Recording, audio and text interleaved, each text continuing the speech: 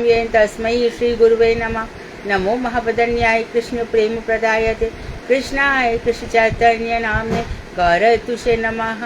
हे कृष्ण करुणा सिंधु दीन बंधु जगतपते गोपेश गोपिका कांत राधा कांत नमोस्तुते।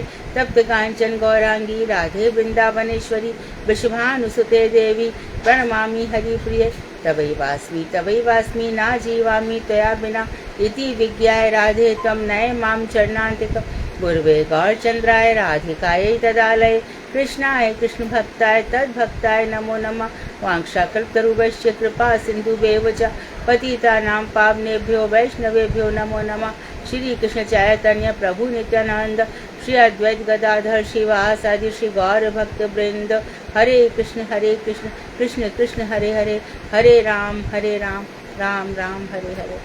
मैं सर्वप्रथम मध्य गुरुपाद पद्म परमाराध्यतम नित्य प्रविष्ट ओम विष्णुपाद अष्टोत्तर शत श्रीमद् भक्ति वेदांत श्री नारायण गोस्वामी महाराज मध्य शिक्षा गुरुपाद पद्म परमाराध्यतम नित्य प्रविष्ट ओम विष्णुपाद अष्टोत्तर शत श्रीमद् भक्ति वेदांत श्री वामन गोसाई महाराज के श्री चरण कमलों में अनंत कोटि दंडवत प्रणाम ज्ञापन कर उनकी अहत की कृपा की प्रार्थना करती हूँ। मैं ग्रंथ राशि चैतन्य शिक्षामृत तदेव रचयिता ओम विष्णुपाद सच्चिदानंद श्री भक्तिविनोद ठाकुर के चरणों में कोटि कोटि दंडवत प्रणाम कर उनकी अहत की कृपा की वांछा करती हूँ। मैं उपस्थित श्रोता मंडली वैष्णवी सभी के लिए यथा योग्य दंडवत वंदन अभिवादन करती हूँ।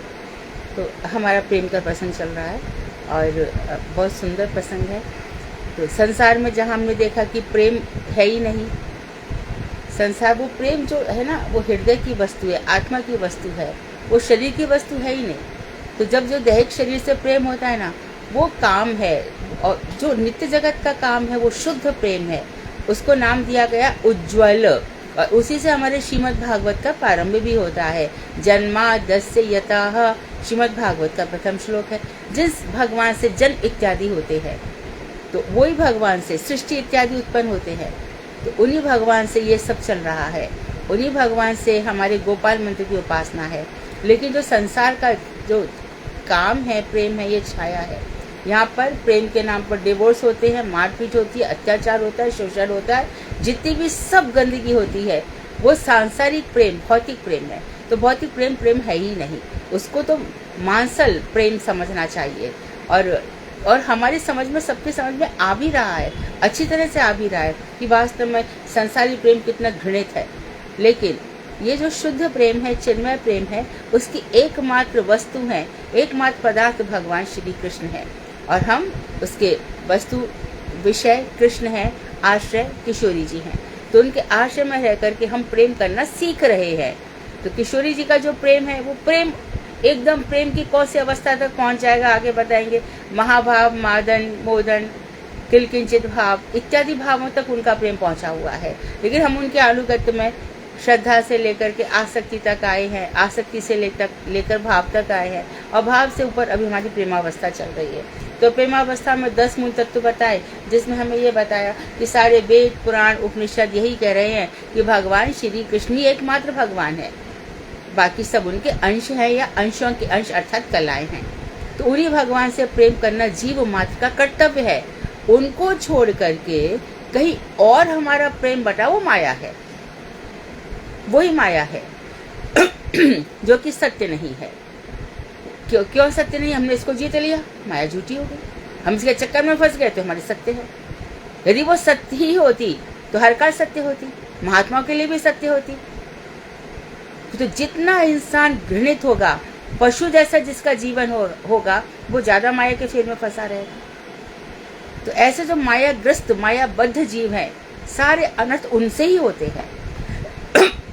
संसार में जितनी भी ये राज्यों के लिए लड़ाई झगड़े हुए हैं, आपस में मार पिटाई, ये किसके लिए हुई है? जो कि इस संसार को सत्य समझ रहे हैं। हम नहीं कहते कि संसार झूठा है, हम कहते संसार नश्वर है। यदि ऐसा किया होता, अभी एक रिसर्च में पता चला कि ये जो इसने शाहजहां ने ये बनवाया था ताजमहल, और ऐसा कहा जाता है कि जो जिसने बनाया था उसके हाथ कटवा दिए थे, बाद में उसके बेटों ने उसका ही सिर काट के उसको दे दिया था। बाद में अभी एक रिसर्च आई थी जिसमें ये लिखा हुआ था कि उसके परिवार के लोग भिक्षा मांग रहे हैं।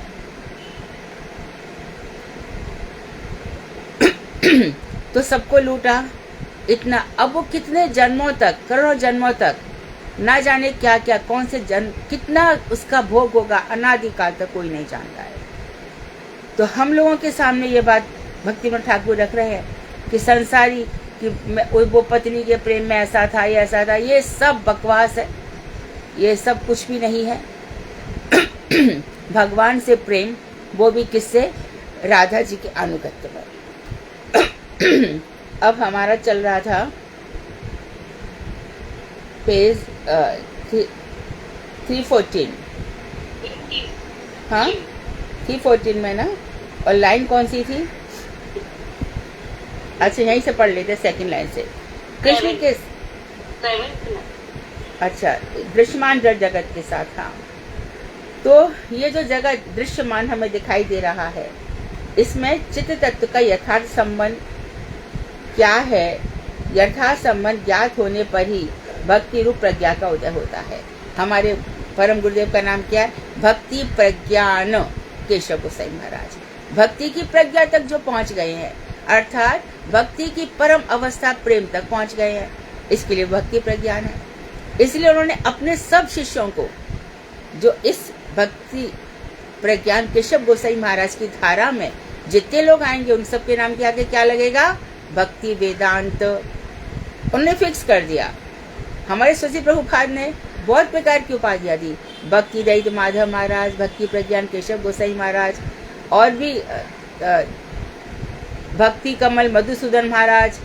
ऐसे करके उन्होंने कितने सारे अपने भक्तों के 18 कितने थे, उनको अलग अलग प्रकार से नाम दिए। लेकिन हमारे यहाँ भक्ति प्रज्ञान केशव गोसाई महाराज हैं, फिक्स हो गए। यहाँ सबके आगे भक्ति वेदांत लगेगा। अच्छा, अब जो वेदांत है, वेदांत क्या है? उपनिषदों का सार, वेद का अंत उपनिषद, उपनिषदों का सार है, जो 550 सूत्र है, वो हम सबको आने चाहिए। यदि हम उस धारा में है तो हमें पता चलना चाहिए कि व्यास जी के इन सूत्रों में क्या लिखा हुआ है।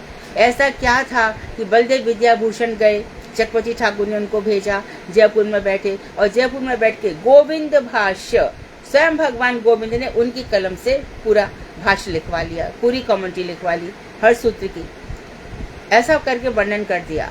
तो इस तरह से ये जो प्रज्ञा है, तो वेदांत हमारे यहाँ जो है ना, अभी आप प्रेजेंट में सब देखते हो, श्रीमद भक्ति वेदांत बन महाराज, श्रीमद भक्ति माधव महाराज, श्रीधर महाराज सिद्धांत, ऐसे पढ़ते हैं ना, श्रीमद भक्ति वसुधैवत महाराज, भक्ति दंडी महाराज, कितने हमारे ये जितने भी सब, श्रीमद भक्ति शांत महाराज, श्रीमद भक्ति वेदांत परिव्राजक महाराज, श्रीमद भक्ति वेदांत पुरी महाराज, श्रीमद भक्ति, जिस सब ऐसे लगे, सबके आगे वेदांत लग रहा है। तो वेदांत तो आना ही चाहिए ना।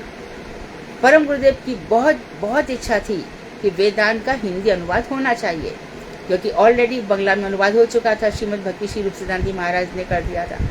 हिंदी अनुवाद होना चाहिए, उनकी बहुत ही इच्छा थी।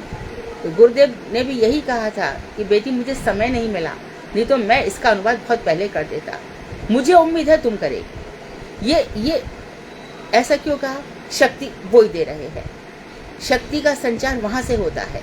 तो हम क्यों इस बात को कर रहे हैं कि हम भक्ति प्रज्ञान, यानी कि जो भक्ति के लेवल तक पहुंच गए हैं, भक्ति के प्रेम तक पहुंच गए हैं, इसलिए उनका नाम। बहुत लोग जानते ही नहीं भक्ति प्रज्ञान किसको कहते हैं। अरे समझो, हमारे परम गुरुदेव, हमारे परात्पर गुरुदेव, उनका नाम क्यों है?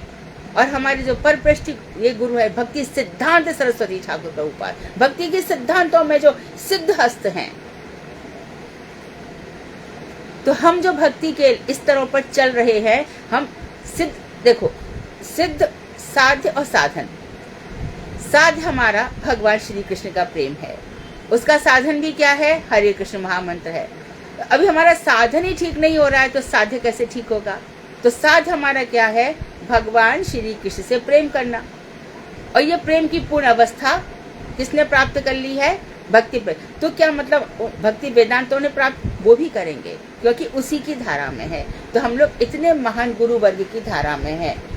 तो यहाँ पर बता रहे हैं कि भक्ति रूप प्रज्ञा का उदय हो जाता है। अब आप ध्यान रखेंगे, प्रज्ञा अर्थात परम प्रेम का उदय होता है। चित्त तत्व का, बार बार चित्त तत्व वही चेतन ज्ञान तत्व का अनुसंधान करते समय हम लोग अनेक बार भ्रांत हो जाते हैं, भटक जाते हैं।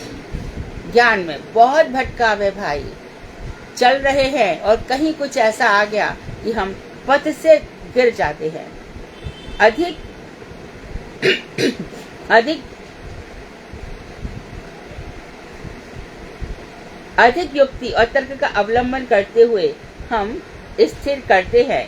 जब बहुत अधिक युक्तियां लगा लिया, बहुत तर्क हम लगा लिए, तो हम क्या निश्चय करते हैं कि चित्त तत्व जड़ तत्व के विपरीत कोई तत्व होगा। तो हम जैसे सोचते हैं हाँ चित्त तत्व कुछ होता होगा और जड़ तत्व कुछ होता होगा। जैसे कि हमने पहले सोचा था कि ये संसार है, या हम आकार वाले हैं तो कोई निराकार होगा, ऐसे हम सोच लेते हैं कोई चित्त तत्व होगा जो जड़ नहीं है। तो इस युक्ति पर अधिकतर निर्भर रहकर अपनी उक्त मान्यता की पुष्टि के लिए हम जितना ही आगे बढ़ते हैं उतना ही हम चित्त रस स्वरूप परम तत्व से बहुत दूर होकर एक अस्फुट चिदाभास रूप असंपूर्ण आध्यात्मिक ब्रह्म की कल्पना करके निश्चिंत हो जाते हैं।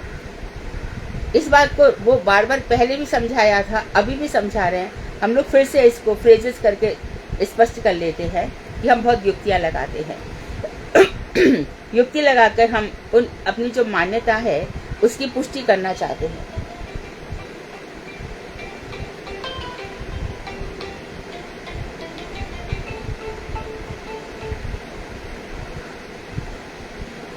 उतना ही हम चित्त रस स्वरूप, तो कल बताया था कि चित्त रस घन विग्रह कौन है? भगवान श्री कृष्ण के जो कलेवर है, विग्रह है, वो चित्त रस विग्रह है। यहाँ पर क्या हो गया, हमने उन भगवान श्री कृष्ण को तो समझा ही नहीं, हमने समझ लिया कि एक ब्रह्म है। ये ब्रह्म इसके लिए नहीं छोड़ता है। अब देखो, जैसे मानो अभी किसका प्रश्न बहुत चल रहा है चिन्मय आनंद है ना, या फिर आर्ट ऑफ लिविंग, या फिर योग गुरु ये रामदेव बाबा, ये सब बताओ ईश्वर को कहाँ समझ रहे हैं, भगवान श्री कृष्ण को कहाँ समझ रहे हैं बताओ। फिर भी बात करेंगे भगवान है, ईश्वर है। ये लोग ज्ञान विज्ञान तक तो पहुंच जाते हैं, ज्ञान तक पहुंच जाते, वैरागी भी हो जाते हैं, वेश भी धारण कर लेते हैं, परंतु रस घन विग्रह श्री कृष्ण को बिल्कुल नहीं समझ पाते। और उनकी जो इलादनी शक्ति है राधा जी, उनको तो बिल्कुल भी नहीं समझ सकते। ये जो वृंदावनी उपासना है, राग मार्गी उपासना, ये उनकी समझ में भी नहीं आती है। फिर ये लोग वही होते हैं ये आर्ट ऑफ लिविंग वालों से पूछो, बताएंगे शंकर भी वही है, वो लोग वही लोग हैं, शंकर भी वही है, विष्णु भी वही है, सब एक ईश्वरी तो है। ये लोग ऐसे होते हैं, ब्रह्म भी वही है ऐसा कहेंगे, भगवान भी वही है।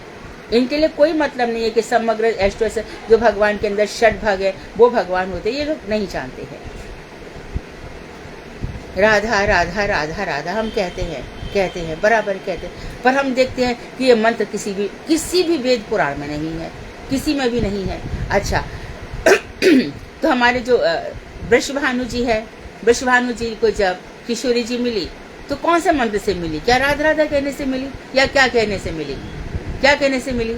महामंत्र कर रहे थे वृषभानु जी, हरे कृष्ण हरे कृष्ण। उनको किसने दिया था? कृतु ऋषि ने ये मंत्र दिया था कि तुम ये मंत्र जपो, तुम्हें बहुत, जो तुम जिसको बेटी मान के लेना चाहते हो तुम्हें मिल जाएगा।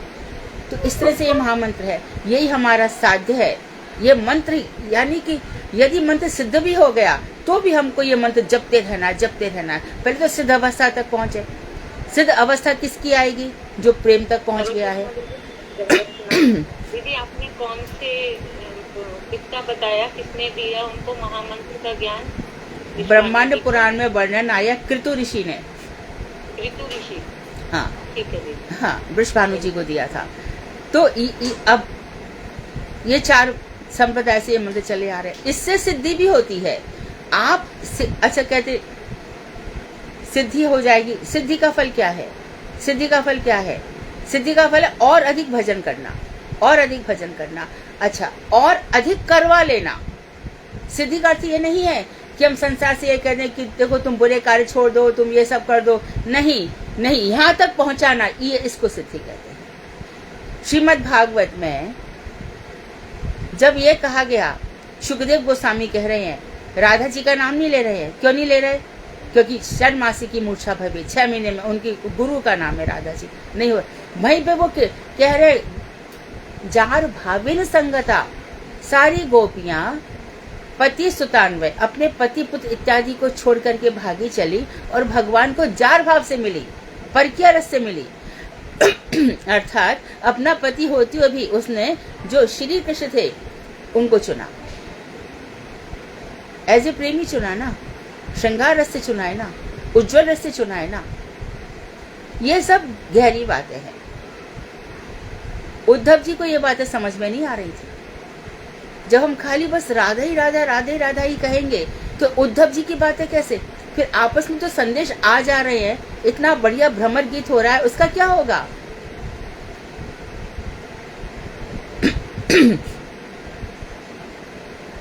अच्छा, तो चित्त तत्व जड़ तत्व के विपरीत कोई तत्व होगा ऐसा हम मान लेते हैं कि एक चित्त तत्व है, यानी उसको एक अपोजिट है। हाँ, तुम भगवान को मान लो, हम जड़ तत्व को मान लेते, ऐसा होता है। तो उसी पर कह रहे हैं कि युक्ति पर बहुत लोग युक्तियों पर निर्भर रहकर अपनी उक्त मान्यता की पुष्टि के लिए हम जितना आगे बढ़ते हैं उतना ही चित्त रस स्वरूप परम तत्व से हम बहुत दूर चले जाते हैं। और एक अस्फुट, अस्फुट मतलब जो स्पष्ट नहीं है, जो ब्रह्म परमात्मा भगवान स्पष्ट हमारे इसमें नहीं आते हैं, ऐसे चित्त आभास रूप असंपूर्ण। तो यहाँ पर चित्त का आभास है, आभास का अर्थ होता है it appears to be there but it is not there. ऐसा लगता है कि वो है पर है नहीं, ऐसा प्रतीत होता है, चित्त जैसा प्रतीत होता है पर चित्त है नहीं, इसको कहते हैं आभास। तो चित्त आभास रूप असंपूर्ण, जो संपूर्ण नहीं है, आध्यात्मिक ब्रह्म की कल्पना करके निश्चिंत हो जाते हैं। तो पहले भी उन्होंने कहा था कि वो चिन्ह मात्र है, और यहाँ पर समझते ब्रह्म है, चला रहा है सृष्टि, सब उसी से चल रही है। अरे भाई, वो ब्रह्म कुछ नहीं कर रहे, ब्रह्म की शक्ति भी नहीं है कुछ करने की। राधिका, दरवाजा खोल दो। तो निश्चिंत हो जाते हैं, हम समझ लेते हैं कि ये सब संसार चल रहा है। जब चिन्ह मात्र ब्रह्म की कल्पना हुई तब ब्रह्म निराकार, निरवयव, गुण शून्य यानी निर्गुण और प्रेम शून्य एक आकाश कुसुम की भांति अनिर्वचनीय वस्तु के रूप में लक्षित होते हैं। और जब हमने सोचा चिन्ह मात्र वस्तु की, जब हमने कल्पना हुई, तब हमने क्या मान लिया? ब्रह्म निराकार है, तो ज्योति का, सही बात है, आकार क्या होगा?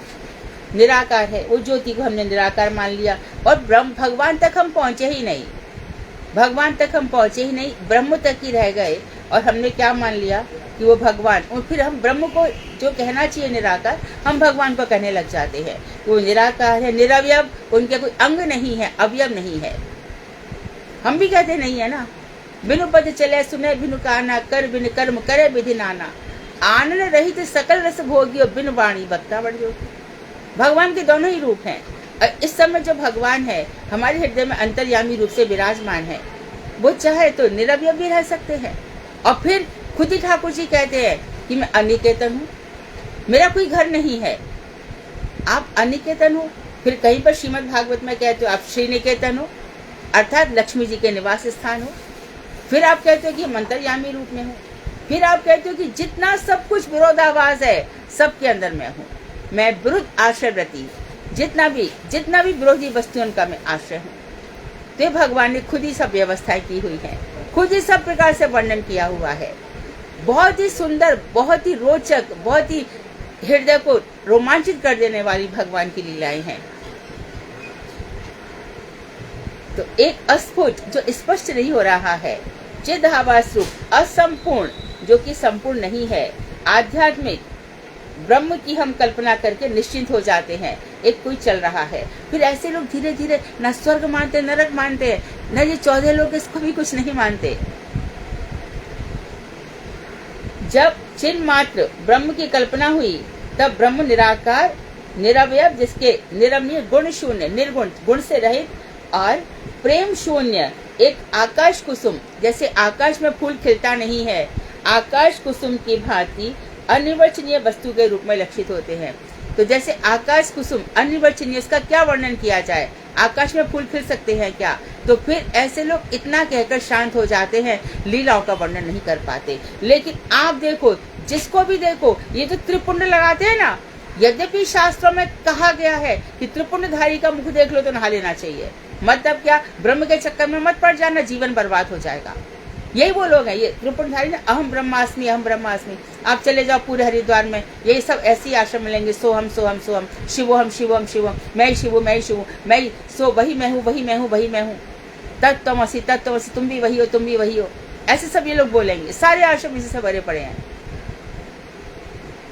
तो ये लोग वहीं तक ही रह जाते हैं, फिर प्रेम की अवस्था तक नहीं होती, और उसके बाद लोगों को आकर्षित करने के लिए यही फिर श्री कृष्ण और राम भगवान की कथा सुनाते हैं, यही त्रिपुंड लगा करके शंकराचार्य वाले।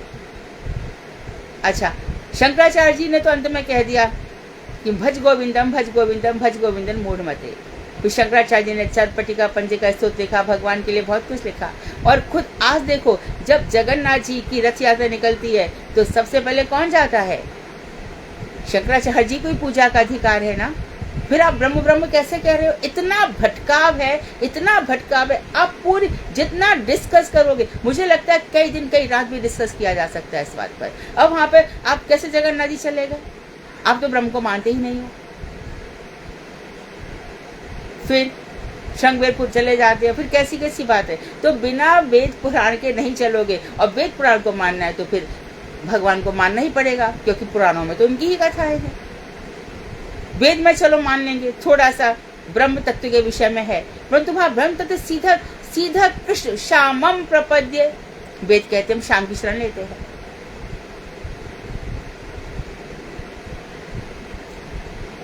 तो इनके लिए ब्रह्म निराकार, निरवयव, गुण शून्य अर्थात निर्गुण और प्रेम शून्य, एक आकाश कुसुम की भांति अनिर्वचनीय वस्तु के रूप में दिखाई देते हैं।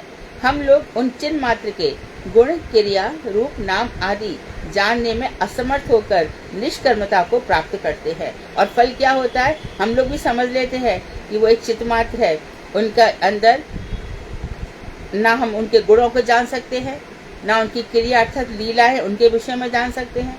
अब ब्रह्म का रूप भी हम क्या बताएंगे, और ब्रह्म का नाम भी क्या बताएंगे, इतने जाने में असमर्थ होते हैं, और इसलिए हम भी निष्कर्म हो जाते हैं, भक्ति इत्यादि को छोड़ देते हैं, और फिर वही ध्यान, तू कौन है, तू वही है, कौन है तू, वही वही वही कौन, ब्रह्म, तू ज्योति स्वरूप है, ज्योति स्वरूप है। देख यहाँ दोनों भ्रकुटी के बीच में, यहाँ पर ध्यान करो, ध्यान करो, देखो तुम्हारा भ्रकुटी जो जाग जाएगा। तुम यहाँ पे ध्यान करो, नासिका के अग्रभाग में ध्यान करो, तुम एक आसन पर बैठ जाओ, और देखो तुम्हारी इड़ा पिंगला सब नाड़ियां ब्रह्मरंध्र खुल जाए। कहाँ पर किधर जाके रुके ये तो बताओ ना। देखो तुम्हारे सामने ज्योति ब्रह्म है। अरे चंद एक मुस्लिम को सिद्धि हुई, उसका नाम था, नाम मुझे याद नहीं आ रहा, तो उनसे पूछा था कि भैया तुमने क्या दिखाई दिया सिद्धि में? तो उन्होंने उनको क्या कहा, मुझे नूर दिखाई दिया। नूर मतलब प्रकाश, एक प्रकाश है चारों तरफ, और उस प्रकाश को देख करके मैं मूर्छित हो गया। सूफी मत भी ऐसा ही है, ऑलमोस्ट ऐसा ही है, जैनों का भी ऐसा ही है, वहाँ भी शून्यवाद है। इसी प्रकार से इनके पास आ जाओ, बौद्धवाद के पास आ जाओ। बौद्धों से कहा जाता है, जापान में हमारे खुद सामने एक व्यक्ति ने बताया था कि क्या प्राप्त किया वहाँ पर। बोले वहाँ पर एक, जैसे तुम्हारी चटाई होती है कुश की बनी हुई, एक वहाँ पे चटाई सी बना देते हैं, फिर हमको ले जाया जाता है, एकदम शांति है वहाँ पर, आवाज़ नहीं हो सकती, ज़्यादा से ज़्यादा मैक्सिमम 3 लोगों को प्रवेश होता है, तीनों चुप बैठे रहते हैं, और उनको ग्रीन टी डाल दी जाती है कपों में, और ग्रीन टी करके वो एक एक सिप कहा जाता है, और कहते देखो काल अनंत है, इस काल का न पास्ट है न काल का फ्यूचर है, तुम वर्तमान में जी रहे हो, बस ये जो शरीर है इसका कोई मरण जन्म, ये आत्मा है, और इसका निर्वाण हो गया, मोक्ष हो गया। कहाँ गई आत्मा बताओ तो सही, क्या तुमने फिर से जन्म लोगे कि नहीं लोगे, ये तो बताओ, उत्तर दो। उनके पास कोई उत्तर नहीं, इसके पास न ब्रह्म का रूप है, क्या ब्रह्म का नाम क्या है, कोई नाम नहीं है, ब्रह्म नाम है। रूप क्या है, अरूप है। हमारे यहाँ भी कहा गया कि ब्रह्म अरूप है, नाम है, लेकिन हमारे यहाँ इसलिए कहा गया, वेदांत तो भरा पड़ा इन बातों से। कैसे रूप है, क्योंकि संसारी जितना रूप है वैसा भगवान का रूप नहीं है भाई, प्राकृत रूप नहीं है उनका नाम, प्राकृत नहीं। उनका सब कुछ अप्राकृत है, लीलाएं अप्राकृत है। तो भैया तू एक बात बता बौद्धवादी, एक बात बता मुझे, तू मरेगा कि नहीं? चल काल अनंत है, पर यदि काल अनंत है हमने मान लिया, पर तेरे लिए इस संसार में प्राकृत भूमि पर काल बना दिए गए, यहाँ पर तू मैक्सिमम 100 वर्ष से ज्यादा जी लेगा, 2-4 साल ज्यादा जी लेगा, मरना तो है ना, उसको मिटा के दिखा। चल काल अनंत है तो बचा के दिखा इस शरीर को। तेरे माँ बाप मरे कि नहीं मरे बता, तो फिर इनके पास कोई उत्तर नहीं होता। हे श्वेत के तो छांदोग्य उपनिषद में आया, हे सौम्य तुम वही हो, क्या हूं मैं? अरे इसका अर्थ ये है तस्य त्वमसि, तुम उसके ही हो, तो बात सारी बन जाती है। तो अच्छा आपका ब्रह्म है, ठीक है, आपके ब्रह्म ने कुछ उपदेश तो दिए होंगे, कुछ तो कहा होगा, कुछ तो बता रहे होंगे, तो फिर वो गीता का ज्ञान लेके चलेंगे सारा। अच्छा मानो छांदोग्य उपनिषद लिया तो किसने लिखे? वो तो व्यास जी ने लिखे, और व्यास जी तो भगवान के शक्ति विशावतार है, तुम उनको भी नहीं मानते हो। तो शंकराचार्य जी कहेंगे कि व्यास भटक गए थे अपने गुरु जी की बात, और व्यास जी को तो माना तुमने, ब्रह्म सूत्र तो वहीं से उठाए, तो रचना करने वाले तो व्यास जी, तो उनका जन्म मरण है कि नहीं? तो हम भगवान के असमर्थ हो जाते हैं, क्योंकि हमारे पास क्या बताएंगे हम ब्रह्म के नाम रूप गुण, और फिर हम क्या देते हैं, हम भी निष्कर्म हो जाते हैं, हमारी भी कोई। और जो भगवान का भजन कर रहा है, वेदांत की बात कर रही हूँ मैं, और बहुत इंपॉर्टेंट बात कह रही हूँ, वहां पर कहा गया है कुर्वन्नेह कर्माणि जिजी विशेष शतम समाहा, कर्म करते हुए हम 100 वर्ष तक जीने की इच्छा करें। कर्म करते हुए, यहाँ निष्कर्मता की बात, ब्रह्म को मानने वाले निष्कर्म हो जाएंगे। अरे बस एक और थे, है ना, द्वारकाधीश मंदिर के पास बैठ जी थे, मनोहरलाल बैठ जी, बड़े अच्छे थे, ज्ञान तो था, चेहरा भी थे, ज्ञान था, लेकिन ऐसे वाले थे। तो वहां पे बैठे, मैं मृत्यु की प्रतीक्षा कर रहा हूँ, मृत्यु मेरे शरीर का वर्ण करेगी, मेरी आत्मा का नहीं। तो क्या कर लिया, सब कुछ छोड़ दिया, मैं शांत हो गया। हमारे यहाँ क्या कहा कि प्रेम की अवस्था तक पहुंचो, किशोरी जी का महाभाव है, उस तक पहुंच नहीं सकते इस शरीर से पहुंच नहीं सकते, परंतु उनको पढ़ो तो सही, समझो तो सही, और ऐसे लोगों के पास गुनो, वहां पे जाके समझो महात्माओं से। महात्मा अब ये हमें यहाँ पे ले जाएंगे धाम में, या जो महात्मा हमें कथाएं सुना रहे हैं, हमारे ऊपर किन महात्माओं की कथाओं का असर हो रहा है, जिनके अंदर विरह है, विरह की ज्वाला से उनका हृदय दग्ध हो रहा है, जब उनके मुखारबिंद से जो कथाएं होती हैं वो ही हमारे ऊपर असर करती है। उनका दर्शन मात्र से ही हमारा हृदय बदल जाता है, क्योंकि दिन रात उनके विरह ताप से वो दग्ध रहते हैं। और सारी दुनिया किससे जल रही है? त्रिताप से, दैहिक दैविक भौतिक ताप से, और उनका हृदय प्रेम, तो वो जो दग्ध नीचे, उसमें से जो वाणी निकलती है वही हृदय में ऐसे भावों को प्रकट कर देती है। तो इसलिए कर्म करते हुए, अर्थात भगवान की लीलाओं का चिंतन करते हुए, भगवान का भजन करते हुए, हमें ये जीवन इतना सुंदर मिला है, बाद में जो मिला होगा देखा जाएगा। हम तो भजन करेंगे मरते दम तक, हर एक सांस में, एक सांस बेकार नहीं जाने। क्यों बेकार जाने? सांस मेरे अंडर में है। मैं जो सांस ले रहा हूँ, उसमें हर सांस में अव्यर्थ कालत्व, एक क्षण व्यर्थ नहीं जाने दूंगा। बहुत हो गया, बहुत जन्म जी लिया, अब नहीं, अब तो कोई सवाल ही नहीं है। इसलिए इस शुष्क ज्ञान के द्वारा जगत के जीवों को महान क्लेश प्राप्त होता है। तो इस तरह से शुष्क ज्ञान है कि तू कुछ मत कर, ऐसी तो ज्ञान शुष्क हो जाता है, रस ही सूख जाता है। देखो, धर्म, अर्थ, काम और मोक्ष, इन तीन में, तीन तो कुरस कहे गए, बेकार के रस है। धर्म, अर्थ और काम, ये तीनों बेकार के रस है। धर्म, क्या धर्म है तेरा? अच्छा, धर्म की परिभाषा, तेरा ये धर्म है कि माता पिता की सेवा कर, तेरा ये धर्म है कि समाज की सेवा कर, तेरा ये धर्म है कि देश की सेवा कर, तेरा ये धर्म है कि परोपकार कर। कितने सारे धर्म बताए। अच्छा, अब भरत जी का क्या धर्म था? तुलसीदास जी बोले, जो ना होते जग जन्म भरत को, तास धूरी धन धरत धरत को। यदि भरत जी का जन्म नहीं हुआ होता तो धर्म की धुरी को कौन धारण करता? यानी कि वहाँ पे बता दिया भैया से प्रेम ही, भैया उनके साक्षात भगवान है। तो तेरा तुम्हारा धर्म ये है, अच्छा ये एक धर्म मान लिया। फिर आप कह रहे हो कि धर्मो रक्षति रक्षिताः, मनुस्मृति में कहा गया धर्म, जो धर्म की रक्षा करता है धर्म उसकी रक्षा करता है, ये भी बताया गया। अच्छा, तो इस तरह से धर्म की बहुत परिभाषा बताई गई। तो धर्म के विषय में मनुष्य बड़ा कंफ्यूज है कि आखिर, तो हमारे भक्ति विनोद ठाकुर ने कहा जैव धर्म, जीव का धर्म है भगवान का भजन करना। उसके आगे सारे धर्म फीके हो गए। फिर आ गया अर्थ, तो ये कुरस हो गया, फालतू का रस हो गया। अब एक और कुरस फालतू का रस आ गया, अर्थ धन। धन जरूर होना चाहिए। अरे महात्मा भी जब भी खुश होते हमारे पास धन नहीं होता, बिल्कुल नहीं होते। सच्चा महात्मा धन से क्यों खुश होगा? जिसको वो सब कुछ छोड़कर आया वो क्यों होगा? अरे वहां पर उनकी बड़ी प्रशंसा होती है, बड़ा नाम लिया जाता है, नहीं उसको ठगा जाता है।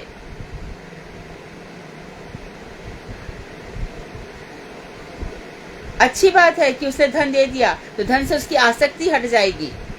तभी महात्मा ही चाहते कि जिस धन पर उसको इतना अहंकार हो रहा है, इतना गर्व हो रहा है, तो चलो ये धन दान दे देगा, इसकी आसक्ति हट जाएगी। वो ऐसी कृपा है।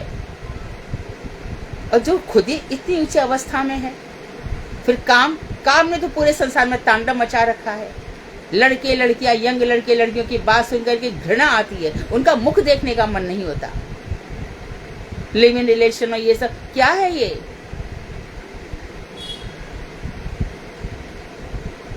ये सब को रस है। और चौथा है नीरस, जिसकी बात यहाँ पे कही जा रही है, मोक्ष की बात, आत्यंतिक दुखों से छुटकारा। अर्थात इस संसार, इन सब पे प्रश्न बनाने चाहिए, तभी ये हृदय में बैठेंगे और तभी संसार से वैराग्य होगा, युक्त वैराग्य, ऐसा वैराग्य जो भगवान में लगा देगा।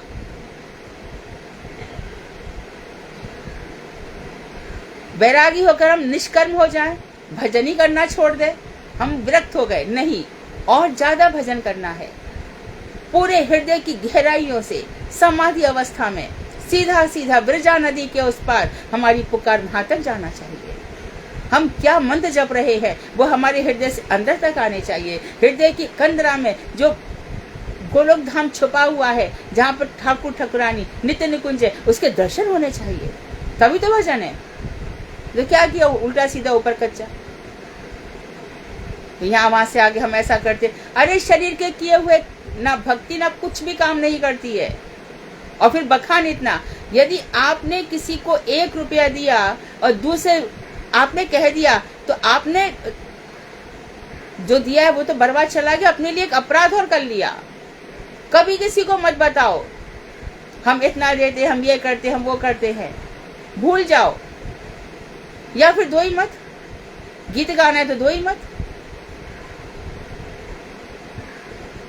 तभी हमारी अर्थ इन सब से अनासक्ति होगी।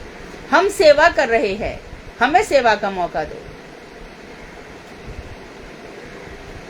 पूज्यपाद बाणगोसी महाराज की तिरोभाव तिथि आती है, गुरुदेव की तिरोभाव।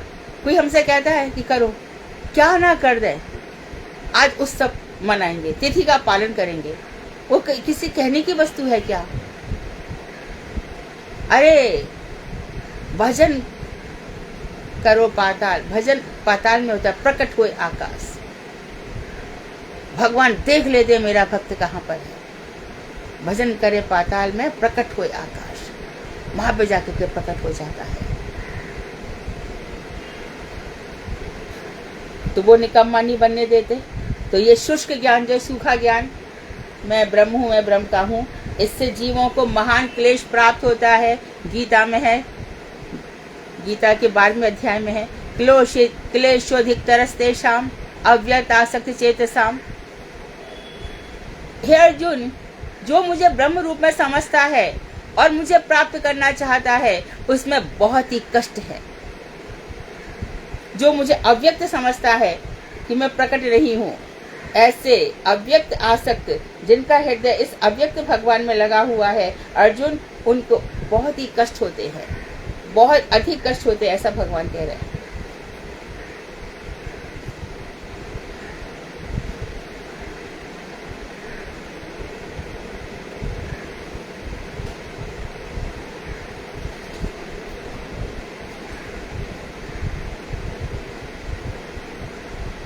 तो व्यास नारद संवाद से इसकी पुष्टि होती है तब कैसे और भी, जैसे कि व्यास जी ने बहुत कुछ ग्रंथ लिखे डाले, वेद लिखे, पुराण लिखे, उपनिषद लिखे, और बस शम्याप्रास आश्रम में सरस्वती नदी के किनारे बड़े खिन्न मन से बैठे हैं। नारद जी आ गए, भगवान को पता नहीं है, सब भगवान की प्रेरणा से चल रहा है। व्यास जी खिन्न क्यों बैठे हो? निर्विद्यता, निर्वेद को प्राप्त हो रहे हैं। क्या हो गया है आपको? मैंने बहुत कुछ लिखा, बहुत वर्णन किया, शांति नहीं है हृदय में, क्लेश ही क्लेश है, कष्टी, इतना सब कुछ लिखा। तो क्या लिखा? तुमने कुछ लिखा ही नहीं है। भगवान श्री कृष्ण की लीलाओं का वर्णन किया, तुमने बताया कि किस तरह से भक्तों ने भगवान को प्राप्त किया, तुमने बताया कि जो सनातन ब्रह्म है वो यशोदा के आंगन में कैसे खिल खिल रहे हैं, तुमने बताया। तुमने बताया कि गोपियों ने किस तरह से भगवान को प्राप्त किया, तुमने बताया कि राधा जी ने क्यों भ्रमर गीत गाया, तुमने बताया कि कुरुक्षेत्र में सबका मिलन कैसे हुआ। तुम ये सब बता ही नहीं पाए। तो भगवान श्री कृष्ण की लीलाओं का गान करो, तब तुम्हारे हृदय में अपार आनंद का अनुभव होगा। शांति तो दूर की बात है। शांति का मतलब क्या है? चित्त हर प्रकार से शांत हो गया। शांत का समय नहीं चाहिए। शांत हो गया तो क्या होगा? हमें तो वहां पर उनके साथ लीलाओं में पार्टिसिपेशन करना है, हमारा उन लीलाओं में हमारा प्रवेश होना चाहिए। शांत होकर क्या कर लेंगे? शांत रस वृंदावन में है ही नहीं। दास रस भी, जब यद्यपि रक्तक पत्रक इत्यादि जो भगवान के यशोदा जी के यहाँ पर दास रस है, परंतु उतनी सेवाएं थोड़ी हैं। तो यशोदा जी कभी कभी रक्तक जा, सुनार को बुला के ला। कृष्ण के जो कड़ूले हैं, कृष्ण के कड़ूले छोटे हो गए हैं। यशोदा ये थोड़ी कहेंगी कि कृष्ण बड़े हो गए हैं या कृष्ण थोड़े हेल्दी हो गए हैं, कड़ूले छोटे हो गए हैं। ये क्योंकि मेरा बेटा बड़ा हो गया है, उसको मुझे यहाँ पे काशनी पहनानी है, करधनी पहनानी है, या ये जा लेकर के आ। तो रक्तक पत्रक बहुत सेवाएं करते हैं। तो किसी किसी की उसमें दास रस में रुचि रहती है। हनुमान जी को दास रस में बहुत रुचि है, बहुत ही रुचि है। वो भगवान के चरणों में बैठना चाहते हैं, उनके चरणों में बैठकर उनको परम आनंद की प्राप्ति होती है। लेकिन जो फिर हमारे दास रस में कृष्ण के जो भक्त हैं, कृष्ण बड़े खेल खेलते हैं, तो उनको सख्य रस में आनंद आता है। श्री दाम दाम वसुदेव स्तु कृष्ण इत्यादि मधु मंगल सब, इनको बड़ा आनंद आता है। कृष्ण से साथ कुश्ती भी लड़ेंगे, कन्हैया तुम हारो और हम जीतेंगे। तो उनको बहुत, जब कृष्ण के ऊपर चलकर, यद्यपि इन सबका बलराम भैया भी कृष्ण के साथ खेल खेलते हैं, लेकिन बलराम जी का उनके अंदर वात्सल्य भी बहुत है। यशोदा जब भी बलराम और रोहिणी मैया दोनों ही कहते हैं इनका ख्याल रखना, इनका तू बड़ा है, इसका ध्यान रखना। 2 ही दिन बलराम जी नहीं गए थे और 2 ही दिन गड़बड़ हो गई।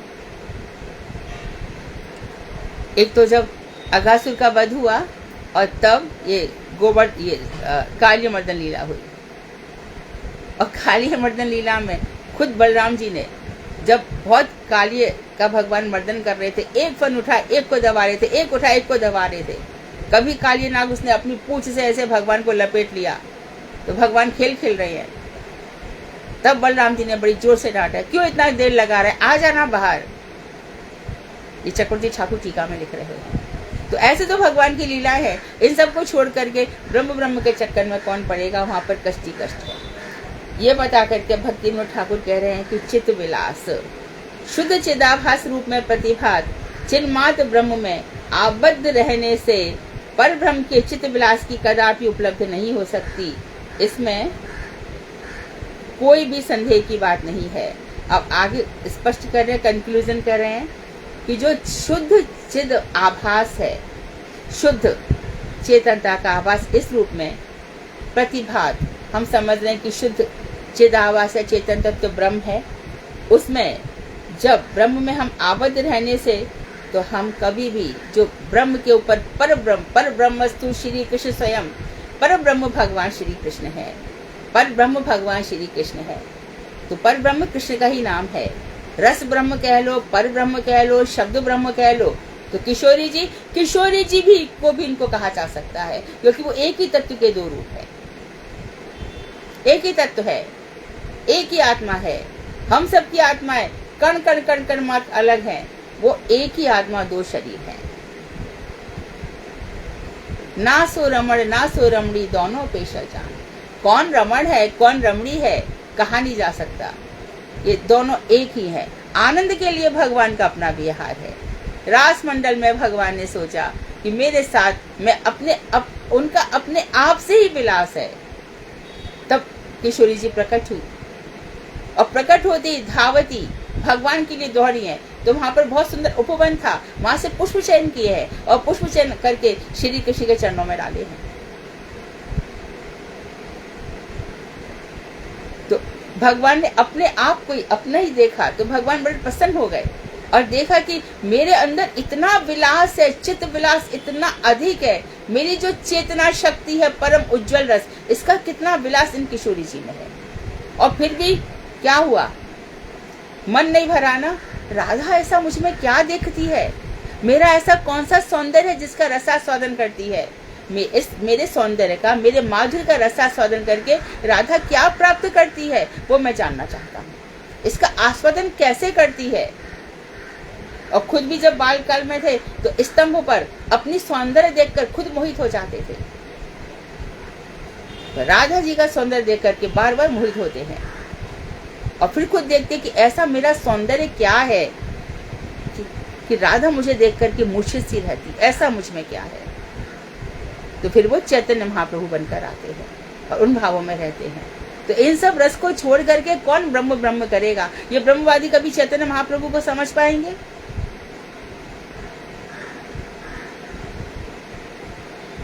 कभी वल्लभाचार्य जी के जो सख्य रस की लीला उसको समझ पाएंगे? कभी नहीं समझ सकते। ये ब्रह्मवादी क्या राधा राधा समझेंगे। परमानंद में हम सब डूब रहे हैं राधा जी के नाम में, हमारे ब्रज धाम में। वहां पर किशोरी जी बरसाने में पूरा आकाश भेदी, हमारे सारे ब्रह्मचारी, पूरा ब्रज मंडल इसमें डूबा हुआ। ये लोग क्या समझेंगे? तो ये लोग प्रतिभात इनको होता है और इस तरह से ये ब्रह्म में आबद्ध रहते हैं। तो ऐसे पर ब्रह्म के चित्त विलास की, तो जो पर ब्रह्म है, जो ब्रह्म में बंध गए हैं, बद्ध हो गए हैं, उनको उसकी प्राप्ति उपलब्धि कभी नहीं हो सकती। इसमें बिल्कुल संदेह नहीं है, उनको ये आनंद प्राप्त नहीं हो सकता। बंधुओं, भक्तिमोहन ठाकुर कह रहे हैं, मित्रों, इसमें थोड़ा और आगे की ओर बढ़े और चिन्ह मात्र प्रतिमा को भेद कर चिन्मय धाम में प्रवेश करें।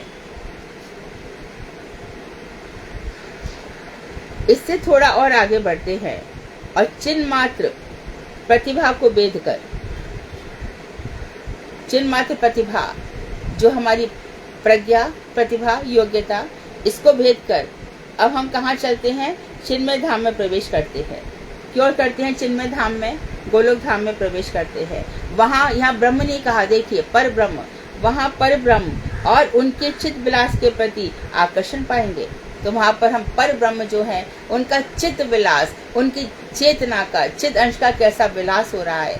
उनके काया से राधा जी प्रकट हुई और राधा जी की काया से अनंत 360 प्रकार की गोपियां प्रकट हुई। अनंत अनंत कोटियां, अनंत अनंत गोपिकाएं और रास मंडल में विहार करती हैं भगवान के साथ। तो बहुत सारे, अच्छा वो तो जो काय भी से प्रकट हो गई, चलो ठीक है।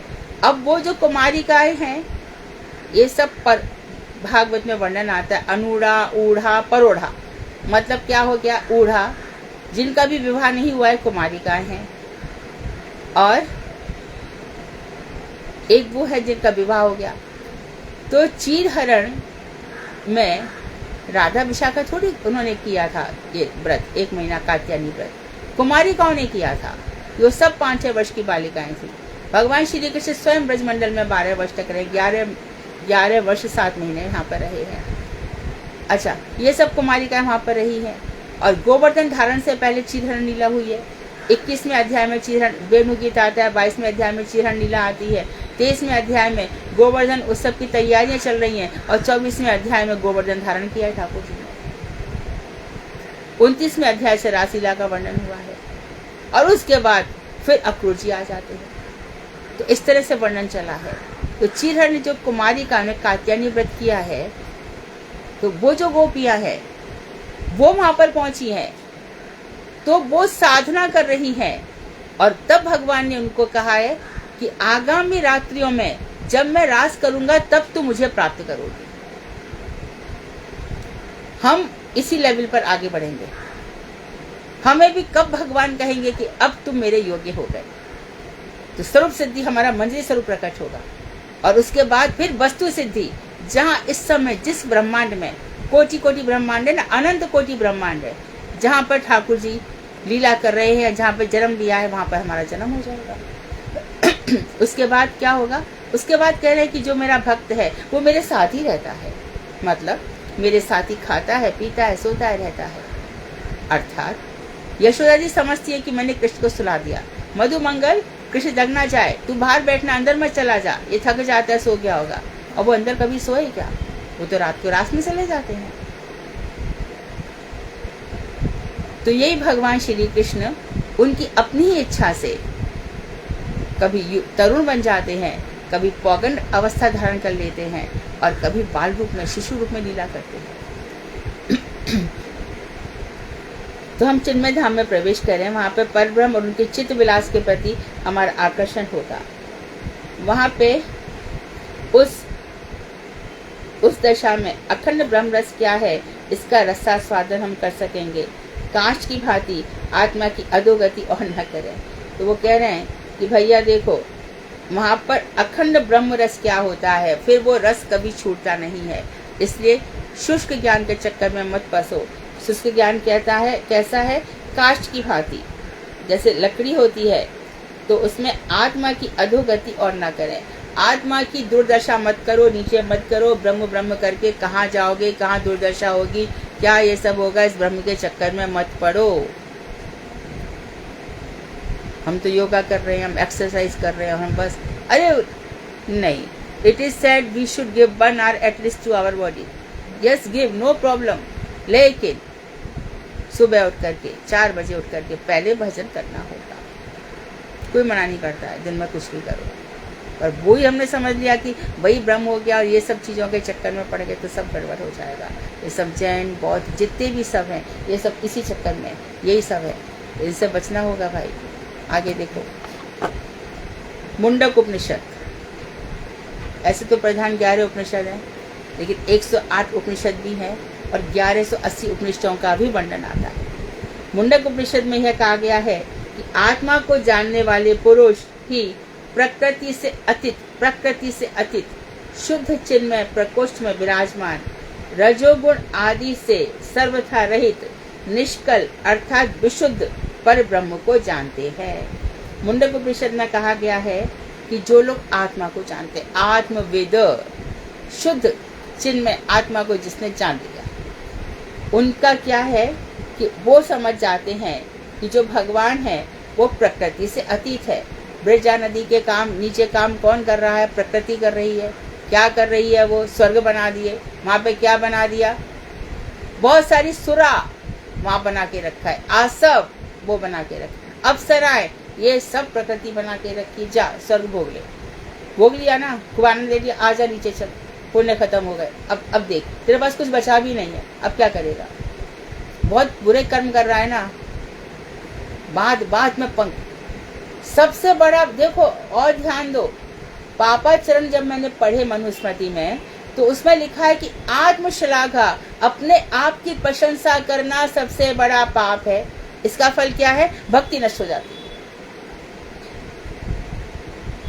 अपनी प्रशंसा करने से।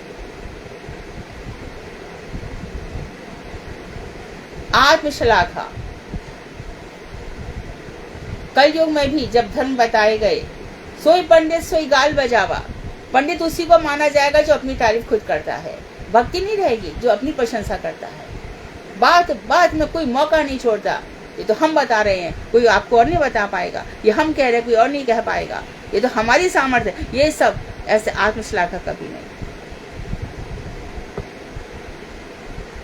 तो वहां ये भी कहा गया कि आत्मा को जानने वाला, आत्मतत्व को जान गया, क्या वो चिद वस्तु है, हम चिद अंश हैं, प्रकृति से अतीत। ये भगवान तो इस प्रकृति ने जहाँ पे स्वर्ग बनाया, वहां पे नरक भी बना के रख दिए। रौरव नरक, तामिस नरक, महातामिस नरक।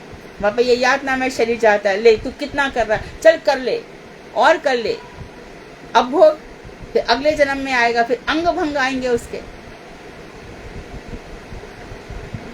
और जो माँ बाप अपने बच्चे को गलत काम करने के लिए प्रोत्साहित कर रहे हैं, उन्हीं माँ बाप को वो बच्चा फिर मिलेगा और ऐसे अंगों के साथ मिलेगा जिसको देख देख कर माँ बाप कष्ट पाते रहेंगे। अरे ऐसे मैंने कौन से कर्म किए थे कि आज मुझे अपने बच्चे को अपंग देखना पड़ रहा है। इतना आसान नहीं है भाई। जरा से जीवन में मत ये सब करो, कितना जी लेंगे। क्या हो गया, 2 कपड़े पहन लेंगे तो क्या हो गया, एक टाइम रोटी खा लेंगे तो क्या हो गया। जो महापुरुष है वो तो बहुत कम खाते हैं, आहार उनका कितना सा होता है और उसी में बढ़िया जीते हैं। अब कृष्ण प्रभु को पूछो, गुरुदेव इतने से चावल लेते थे और वो बेचारे इतनी सब्जियां बनाते, गुरुदेव कुछ खा ले, इतने से, और इसे दिन रात काम कर रहे हैं। तो प्रकृति से शुद्ध चिन्मय प्रकोष्ठ में विराजमान, और जो भगवान कहाँ पर है, शुद्ध चिन्मय प्रकोष्ठ कक्ष, गोलोक धाम के कक्ष में विराजमान, रजोगुण आदि से सर्वथा रहित। भगवान के पास रजोगुण नहीं है। ऐसे विशुद्ध परब्रह्म को जानते हैं। जो आत्मा को जानता है वही परमात्मा को जान सकता है। जो आत्मा को जानता है वही परमात्मा को जान सकता है भाई। तो पहले स्वयं को समझो, फिर परमात्मा समझ में आ जाएंगे। प्राकृत ज्योति के बिना ही किसी अप्राकृत ज्योति के द्वारा उनके नाम, रूप, गुण और लीला आदि का प्रकाश होता है। प्राकृत इस संसार की ज्योति के बिना, और वहां पर एक अप्राकृत ज्योति है, भगवान श्री कृष्ण का अनंत लावण्य निकल रहा है। अब ये बताओ कि इतना सब अनंत कोटि गोपियां हैं और वहां पे महाराज चल रहा है, चंद्रमा वहां पे रुक गया, चंद्रमा को आदेश, चंद्रमा रात या रही, चंद्रमा वहां से चला ही नहीं। दिन में जो फूल खिलने थे वो भी रात को खिल गए। उत्फुल्ल, मल्लिका, चमेली, जूही, जितने भी प्रकार के पुष्प थे, कमल, गुलाब, सब वहां पर खिल गए थे, सारे के सारे वहां पर रुके। लेकिन उससे भी बढ़कर भगवान श्री कृष्ण का लावण्य इतना अधिक था कि पूरा रास मंडल दीप्त हो रहा था। इसी प्रकार से श्रीमद् भागवत में भूमा पुरुष का वर्णन आता है। जब वो ब्राह्मण के 9 पुत्र मर जाते हैं, तब ये पुत्र कहाँ जाते हैं, तब भूमा पुरुष की इच्छा हुई कि मैं कृष्ण का दर्शन करूं। तब अर्जुन को लेकर के जाते हैं। फिर एक रास्ता ऐसा आता है जिसके आगे अंधकार ही अंधकार है, लोकालोक पर्वत, एक में तो आलोक है और दूसरा में अंधकार है। तब आगे क्या चल रहा है, भगवान श्री कृष्ण के पहिए से रथ और उनके सुदर्शन चक्र से इतना तेज सब कुछ दमदमा रहा है। तब जाके वो भूमा पुरुष पर पहुंचे। नीचे क्या सूर्य दमक रहा है, क्या पाताल लोक में सूर्य तो भूलोक, भूबल लोक और स्वर्ग लोक वहां तक भी जा सकता है। इसके आगे क्या है, बल्कि तो भूबल लोक तक ही है। और नीचे पाताल लोक में सर्प की मणियों से सारा कुछ प्रकाशित हो रहा है। मां सर्पों से कोई डरता नहीं है, क्योंकि लोक ही उन लोगों का है। वहीं पर वासुकी नाग वगैरह सब रह रहे हैं। ये सब प्रकृति के द्वारा संसार बनाया हुआ है। तो वहां पर हम जब ऊपर जाते हैं विरजा नदी के उस पार, प्राकृत ज्योति के बिना ही हमें अप्राकृत ज्योति के, तब उनके हमके नाम, रूप, गुण और लीला आदि का प्रकाश हो जाता है। ये भगवान के कितने सुंदर नाम हैं, रूप हैं। यद्यपि सूर्य, चंद्र, तारागण, विद्युत और अग्नि इस जड़ जगत को प्रकाशित करते हैं। इस जड़ जगत को कौन प्रकाशित कर रहा है, सूर्य, चंद्रमा, तारे, बिजली और अग्नि। तथापि ये चित्तधाम को प्रकाशित करने में सर्वथा असमर्थ है। पहले हमने बता दिया, ये चित्तधाम को प्रकाशित नहीं कर सकते। ना तद भासयते सूर्यो ना शशांको न पावकाः यद्गत्वा न निवर्तन्ते तद्धाम परमं मम। 15वां अध्याय। ना तद भासयते सूर्यो, गीता। वहां पे ना सूर्य चमकता है, ना शशांक, ना चंद्रमा और ना ही तारे। यद गत्वा न निवर्तन्ते, जहां जाकर कोई लौटता नहीं है वही मेरा धाम है। तो बिजली, तारे इत्यादि नहीं चमकते, तथापि ये सब चित्त धाम को प्रकाशित करने में सर्वथा असमर्थ हैं। चित्त धाम में जड़ से अतीत जो चित्त आलोक है वही उस धाम का प्रकाशक है। वहां पर चित्त आलोक रहता है। तो वो चित्त आलोक कैसा है, तो प्रश्न आ गया था कि गुरुदेव वहाँ पर क्या हमेशा ही प्रकाश रहता है? वहाँ क्या रात नहीं होती?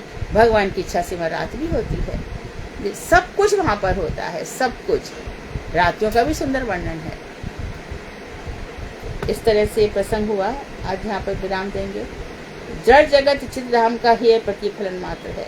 अब यहाँ पर बताएं कि जड़ जगत है वो चित्त जगत का किस प्रकार से, और उसके बाद फिर अनर्थ से कृष्ण विमुक्ता कैसे होती है, इसको भी स्पष्ट कर देंगे। तो कल बहुत सुंदर प्रसंग चलेगा। वांछा कल्पतरुभ्यश्च कृपा सिन्धुभ्येव च। टाइम हो गया ना। पतितानां पावनेभ्यो वैष्णवेभ्यो नमो नमः।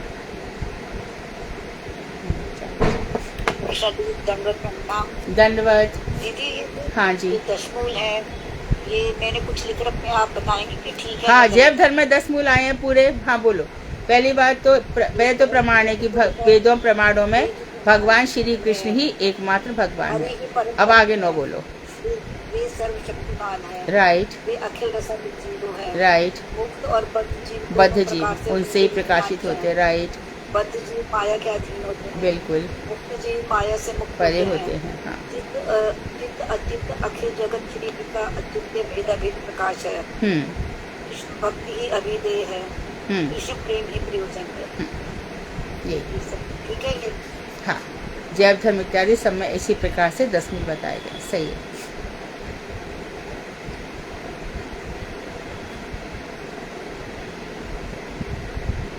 सबको हम याद कर लें अच्छे से। हाँ इन सबको हम अच्छे से याद कर लें। हाँ हाँ, हमने जैव धर्म पढ़ा था ना, तो सबने याद किया था। हमने तो पढ़ा नहीं है जब वो। आप तो गुरुदेव के अंडर में आपका सब पढ़ा हुआ है। महाराज जी की कृपा से सब आ जाता है। हमने तो अभी कुछ टाइम से ज्वाइन किया। जैव धर्म तो बिल्कुल नहीं पढ़ा, उसके बारे में तो कुछ नहीं पता। तब भी आपको तो 10 मूल आ गए ना, काफी है। आया था मेरे ख्याल से सुंदर दास गोपाल प्रभु जी ने, पता नहीं रामचंद्र प्रभु ने एक दफा लिखवाया था, तो लिखे थे तब। वैसे मैंने जैव धर्म पढ़ नहीं रखा बिल्कुल। कोई बात नहीं, आपको आता है ना, काफी है। नहीं, बस लिखा हुआ है, याद कर लेंगे इसको। हरे कृष्णा दीदी। हाँ, हाँ। दीदी आपने बताया ऊड़ा वो गोपियां जिनका विवाह नहीं हुआ। हाँ ऊड़ा वो गोपियां विवाह नहीं हुआ। हाँ, अनुरा अनुरा अनुरा का विवाह नहीं हुआ। ऊड़ा विवाहिता, अनुरा अविवाहिता। ऊढ़ा विवाहिता, अनुरा अविवाहिता, परोड़ा दूसरे से विवाहिता। ऊढ़ा, अनुढ़ा, परोड़ा।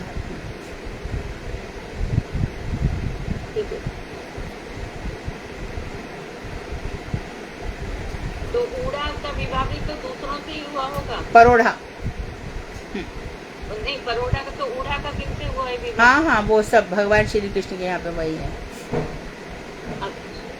ठीक है।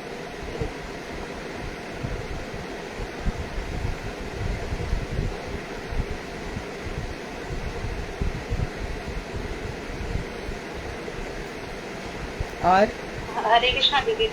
दंडवत। हाँ दीदी, जो अभी ये शरद पूर्णिमा पे जो चंद्र ग्रहण हो रहा है, थोड़ा इसके विषय में बताएंगे, हमें नियम पालन कैसे करना है? शरद पूर्णिमा की जो तिथि है वो परम गुरुदेव पूज्यपाद भक्ति प्रज्ञान केशव गोसाई महाराज को स्मरण कीजिए। उनके लिए थोड़ा सा प्रसाद बना के खिलाइए प्रातः काल। और जब जैसी शाम होती चली जाए तो कम से कम रास पंचाध्यायी के 5 अध्याय, नहीं तो गोपी गीत अवश्य पढ़िए। और आकाश दीप तो आपका हो ही रहा है। तुलसी जी के आगे दीपक जलाइए, उनको वस्त्र पहना करके। भगवान के आगे इतनी देर दीपक जलाओ, 1-2 घंटा चले, और बैठ करके रास हिंदी में पढ़ो, या और कम से कम गोपी गीत तो संस्कृत में पढ़ना ही चाहिए शारदीय पूर्णिमा के दिन। और दीदी फिर रात में जो चंद्र ग्रहण है उसके, हाँ, चंद्र ग्रहण भी है ना दीदी रात में? लास्ट में क्या? चंद्र ग्रहण है ना उसके? हाँ, इस बार अभी 1 बजे से 2 बजे तक है, जग सको तो हरिनाम करना। हाँ। और फिर ये दीदी कह रहे 4 बजे से सूतक लग रहा, तो ये सूतक हम लोग मानते हैं? नहीं, हमारे यहाँ सूतक नहीं मानते। हम लोग इतना भजन करते हैं, गौड़िया वैष्णव, राधा जिसने नाम ले दिया उसके पास देखो गंगा में कितनी सारी लाशें बही होंगी, महाभारत का युद्ध हुआ, रामायण, कितना सब कुछ। गंगा कभी अशुद्ध होती है? नहीं होती ना। इसी प्रकार से हम जो दिन भर भगवान का नाम ले रहे हैं, हमको सूतक क्या करेगा? अरे सूतक तो यही चंद्रमाता की है, उसके ऊपर जो बिरजा नदी के उस पार वहाँ भजन हो रहा है, उनको क्या सूतक लगेगा?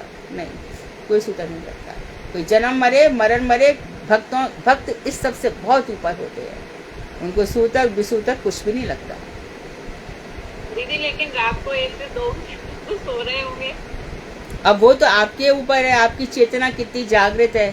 जिसकी चेतना जागृत होगी, मोबाइल देख के भी तो जगते हैं ना, 2-2 बजे तक, 3-3 बजे तक मोबाइल में टाइम निकलता ही है ना। उस दिन भगवान के नाम में निकालना। दीदी हम तो मोबाइल भी नहीं यूज करते।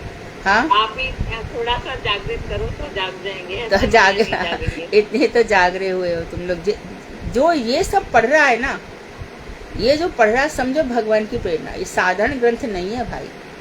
इतने तुम लोग इतनी रुचि के साथ, इतनी रोचकता के साथ प्रश्नों के उत्तर देते हो, इतने गंभीर। मैं तो खुद आश्चर्य करती हूँ। मेरे गुरुदेव होते तो अभिभूत हो गए होते, इतने प्रसन्न होते। उनको ऐसी शिष्य चाहिए थे। अब मैं तो गुरु हूँ ही नहीं, तो मैं कुछ क्या शेयर करूँ अपनी फीलिंग। पर हाँ, ये अच्छा लग रहा है कि इतना रुचि तुम लोग ले रहे हो, बहुत अच्छे से पढ़ रहे हो। ये बहुत जागृति की बात है। अभी तो ये चैतन्य शिक्षामृत ग्रंथ आज तक खुला भी नहीं है। 2-4 पेज हुए हैं, फिर आगे किसी ने भी इसको पढ़ा भी नहीं है, पढ़ाया भी नहीं है। तो तुम लोग इसको पढ़ रहे हो, यही बहुत बहुत आश्चर्य की बात है, रोमांच की बात है। अब ये ग्रंथ क्या हो रहा है, अपना रस बिखेर रहा है, तो तुमको और आनंद आएगा। ये तो दीदी आप सही कह रहे हो। मैंने 7-8 साल पहले खरीदा था, ये पेन भी रखा था। हाँ, मैं जानती हूँ, ये ग्रंथ नहीं खुला था। जैव धर्म भी 25 अध्याय तक खुला था। उसके बाद रस विचार, और रस विचार में मंजरी भाव इत्यादि में फिर हमारे संत महात्मा सोचते हैं कि अभी क्या मंजरियों का वर्णन करें, तो बेचारे सोचते छोड़ दो, पढ़ लेंगे सब अपने आप। ऐसा नहीं है कि सबकी सामर्थ्य नहीं है, ऐसा कदापि नहीं है, परंतु बस इसी प्रकार से अब ये ग्रंथ में इतना रस आएगा ना, अष्टयाम लीलाएं आएंगी, ये सब आएगा।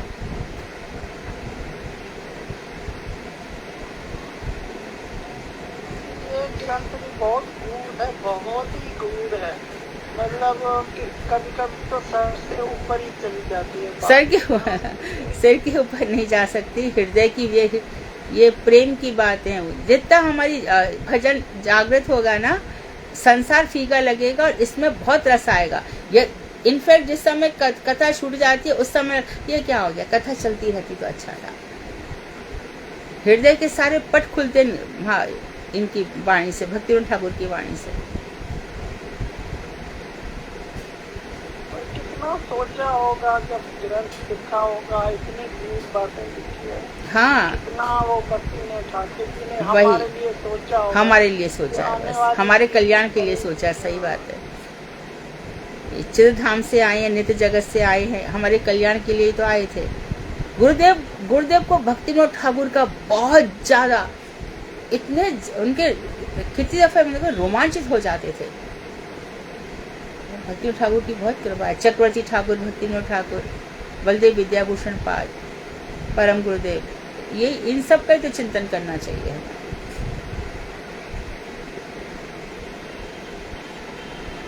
और कोई प्रश्न? चिद अंश, चित तत्व, चिन्मात्र ब्रह्म है, चिद अंशा में, और चित धाम गोलोक धाम, और भगवान चित्तपुंज हैं, सब चेतनामय है। कोई प्रश्न नहीं है तो कीर्तन।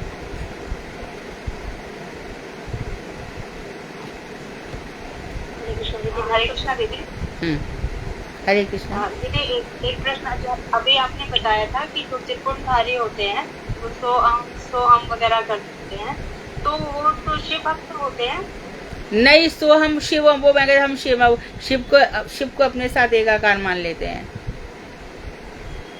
शिव भक्त तो शैव होते हैं, वो शिव जी। तो वो लोग तो जो शिव जी के भक्त हैं, वो जटाएं धारण कर लेते हैं और ऐसे सब है। और कुछ ऐसे भी हैं कि जो शिव जी के भी भक्त नहीं होते, पर मैं ही शिव हूँ, अपने आप को शिव मान लेते हैं। तो दीदी वो जो होते हैं जो शिव भक्त जो साकार रूप में मानते हैं, तो उनका भी कुंडी होता है? उनका क्या होता है? हाँ हाँ, वो ऐसे मानते हैं कि शंकर, आप देखो ना कई जगह शंकर जी के ऐसी तिलक लगाते हैं, जबकि शंकर जी गोपीश्वर महादेव हैं। शंकर जी का सच्चा स्वरूप वही है, परंतु आप देखो कितने शिवलिंग है वहाँ पे, तीन ही जब लगाते हैं ना, त्रिपुंड, ऊर्ध्वपुंड थोड़ी है। तो दीदी आपने बताया था कि पार्वती को अपनी पत्नी मानना शुरू कर, हाँ, पार्वती जी को अपनी पत्नी मानना शुरू करते हैं शायद, कुछ ऐसा नहीं बताया था ना आपने? तो वाले हैं नहीं, मैंने कभी उसको चेतनता, तो जो ये कहते हैं कि मैं ही ब्रह्म हूँ, मैं ही सब कुछ हूँ, तो मैंने स्पष्ट किया होगा कि फिर सभी भगवान एक हैं, सभी भगवान एक है, उस पर मैंने कहा होगा कभी कि भैया फिर पार्वती की भी इस तरह से तू भगवान बन गया, तू शिव ही बन गया, तो क्या पार्वती तेरी पत्नी हो गई क्या? हाँ,